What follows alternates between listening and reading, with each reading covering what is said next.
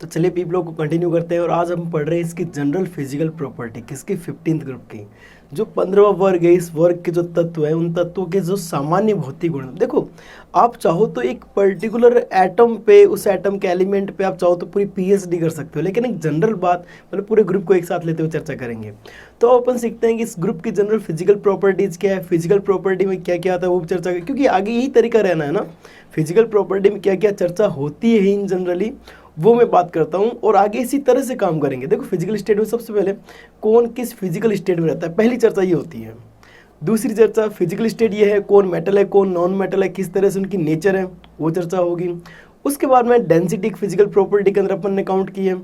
उसके बाद melting boiling point है वो फिजिकल प्रॉपर्टी के अंदर आई है। यदि कोई कलर है स्पेशल तो उसको कलर को अपन इंक्लूड करेंगे, यदि एलोट्रोपिक फॉर्म है तो उसको अलग से इंक्लूड करेंगे। मोनोएटॉमिक डायएटॉमिक कितने एटॉमिक है पॉलीएटॉमिक उसको इंक्लूड करेंगे। कुछ खास वाले देखो कुछ पहले वाले 4-5 पॉइंट वो जनरल सबके लिए आएंगे, लेकिन एलोट्रोपिक फॉर्म में मिलना नहीं मिलना ये कुछ स्पेशल बातें हर ग्रुप के अकॉर्डिंग क्या पता चेंज हो। लेकिन 15th ग्रुप में ये क्वेश्चन के फॉर्म में आया हुआ है काफ़ी बार allotropic form.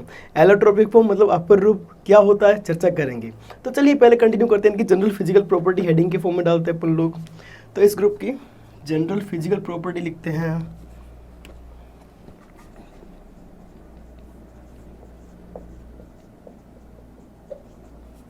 Properties general physical properties of 15th group element. Element कौन कौन है भाई, कौन कौन एलिमेंट है? नानी पापा आंसू सब बीमार। क्यों है बीमार? भैया महामारी फैली हुई है, दिक्कत ये है, कोरोना फैला हुआ है, इस वजह से दिक्कत है। अब मैं 1 बाय 1 डिस्कस करता हूँ। तो पहले फिजिकल स्टेट की बात करता हूँ। तो पहला पॉइंट जो है वो मेरा फिजिकल स्टेट को लेके है, फिजिकल स्टेट को लेके। तो मैं इसमें लिखता हूँ कि नाइट्रोजन जो है वो तो है गैस स्टेट में, ये है गैस स्टेट में, और बच्चे हुए सारे क्या है सॉलिड स्टेट में। पहले मैंने चर्चा की फिजिकल स्टेट की। अब मैं चर्चा करता हूँ सेकंड पॉइंट मेरा है metallic and non metallic nature. वो मैं यहाँ लिखता हूँ metallic and non metallic nature. तो सिंपल सी बात है, ये जो दो ऊपर वाला एलिमेंट है ये है नॉन मेटल। नॉन मेटल बोले तो अधातु, ये दोनों हैं मेटलॉइड,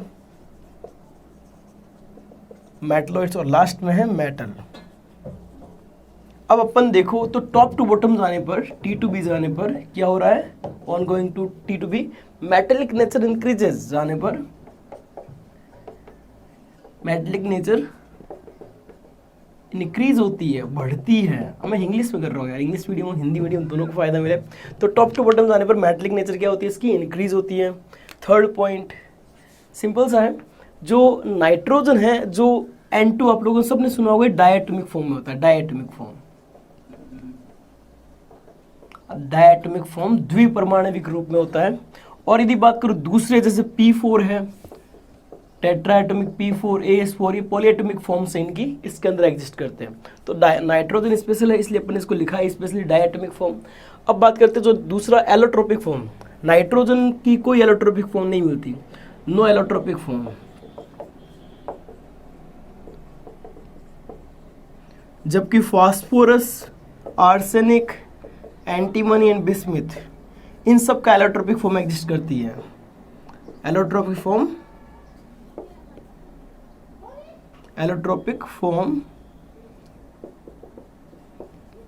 एग्जिस्ट करती है, इन सब की एलोट्रोपिक फॉर्म एग्जिस्ट करती है। हालांकि फास्फोरस के एलोट्रोपिक फॉर्म तो अपने कोर्स में है, उसके बारे में अच्छे से चर्चा अपने करनी भी है। हाँ, क्वेश्चन क्या बना हुआ है कि किसका एलोट्रोप नहीं बनता, एग्जैक्ट नीट में क्वेश्चन पूछा हुआ है।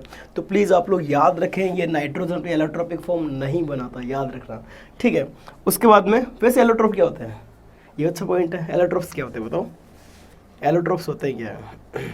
सुनना, यदि पता है तो इसे सुनने से पहले कमेंट में लिख देना, नहीं पता तो सुनने के बाद याद रख लेना। एलोट्रोप्स का मतलब होता है नेचर में कोई एक पर्टिकुलर एलिमेंट, जैसे कार्बन, जैसे नाइट्रोजन, जैसे ऑक्सीजन, कोई भी एलिमेंट, सेम ही एलिमेंट नेचर में अलग अलग फॉर्म्स में मिलता हो, अलग अलग रूपों में मिलता हो। हिंदी में अच्छा नाम है इसका अपर रूप, अलग अलग रूप। तो एक ही एलिमेंट का अलग अलग रूपों में पाया जाना है, मिलना, अपन लोग क्या नाम देते हैं अपर रूप। फॉर एग्जाम्पल कार्बन, कार्बन के आप लोगों ने दो तरह के क्रिस्टल लिया, क्रिस्टलीज होता है, क्रिस्टलाइन जो होता है उसमें आपने 3 एलोट्रॉप्स देखे हैं। हालांकि मैं 2 के बारे में चर्चा करके आपको क्लियर करूंगा किस तरह से। एक तो कार्बन डायमंड, कार्बन ही है डायमंड के अंदर, केवल कार्बन और कुछ नहीं है। और यदि बात करूँ ग्रेफाइट, उसमें भी प्योर कार्बन है, केवल कार्बन है, लेकिन दोनों अलग अलग कहे जाते हैं, दोनों की फिजिकल प्रॉपर्टी बिल्कुल डिफरेंट होती है। तो ये दोनों है कार्बन ही, लेकिन दोनों में कार्बन का अरेंजमेंट डिफरेंट है, दोनों में कार्बन का अरेंजमेंट डिफरेंट है, इसलिए इनकी फिजिकल प्रॉपर्टी डिफरेंट होगी, डेंसिटी वगैरह।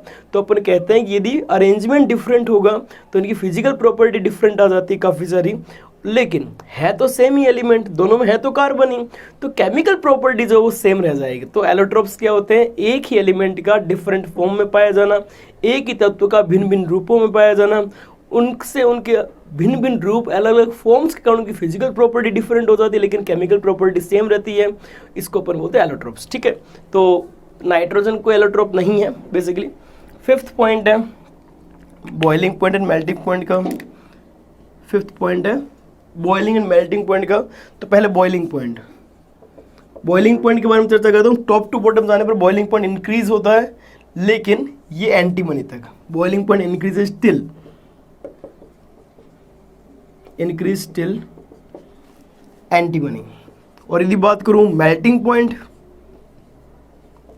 हालांकि बॉइलिंग पॉइंट को काफी हद तक एक्सप्लेन किया जाता है कि भाई यहाँ तक तो ठीक है, लेकिन इसमें मेटालिक बॉन्ड थोड़ा वीक अट्रैक्शन फोर्स हो गया, इस वजह से अपन ने बोल दिया कि बॉइलिंग पॉइंट घट गया। लेकिन अपन बात करें मेल्टिंग पॉइंट का, देखो मेल्टिंग पॉइंट एक बात पे डिपेंड नहीं करती, कैसी क्लोज पैकिंग है, कैसा लैटिस बना हुआ है, किस तरह से उसमें बॉन्ड है, बहुत सारी बातों पर डिपेंड करता है। तो मेल्टिंग पॉइंट आपको हालांकि बहुत कम चांस होता है क्वेश्चन पूछने के, लेकिन तुम्हें पता हो तो अच्छी बात है। लेकिन बॉइलिंग पॉइंट का क्या पता पूछ लिया जाए, बॉइलिंग पॉइंट याद रखना जरूरी होता है। उसके बाद बात करता हूँ melting point till arsenic increase होता है आफ्टर एंड इंक्रीज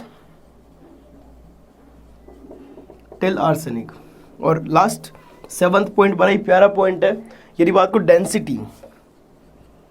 डेंसिटी जो है इंक्रीज होती है ऑनगोइंग टॉप टू बॉटम। ये ध्यान रखना, ये टॉप टू बॉटम जाने पर है, T2 भी जाने पर, ऊपर से नीचे टॉप टू बॉटम जाने पर ये चर्चा। वैसे पता चलता है लिखा है इससे, डेंसिटी इंक्रीज ongoing T2 भी टॉप टू बॉटम जाने पर। तो ये सिंपल सी बातें हैं जो फिजिकल प्रॉपर्टी। अब देखो मैंने क्या क्या चर्चा कर ली, एक बार वापस रिकॉल करता हूँ। फिजिकल स्टेट बता दी मैंने आप लोगों को, इनका जो मेटलिक नेचर है, मेटलिक नेचर कौन मेटल कौन नॉन मेटल कौन मेटलॉइड है, उसके बाद में कौन डायटोमिक फॉर्म में पॉलीएटॉमिक फॉर्म में एग्जिस्ट करती है, एलोट्रोप्स किस किस के एग्जिस्ट करते हैं, क्वेश्चन बना हुआ है। Melting point top to bottom जाने पर इंक्रीज, लेकिन एसपी तक होता है। बॉइलिंग पॉइंट बॉइलिंग पॉइंट क्या बोला, मेल्टिंग पॉइंट बोलता हूँ मैं। मेल्टिंग पॉइंट जो है आर्सेनिक तक इंक्रीज होता है, और डेंसिटी टॉप टू बॉटम जाने पर इंक्रीज होता है। देखो क्वेश्चन एलोट्रोपिक फॉर्म का पूछा हुआ है, क्वेश्चन डेंसिटी का पूछा हुआ है, क्वेश्चन मेटल नॉन मेटल का पूछा हुआ है, काम में आता है आगे। और क्वेश्चन जो फिजिकल स्टेट है वो पता होनी चाहिए, एज सच क्वेश्चन नहीं बनता इन सब इस बात पे। हाँ, किसी क्वेश्चन का एक ऑप्शन बन के जरूर आएगा। तो प्लीज़ आप लोग इस चीज़ों को ध्यान में रखें और पढ़ते रहें। और इस लेक्चर को अच्छा लगे तो प्लीज़ सब तक शेयर करें। Thank you so much for watching.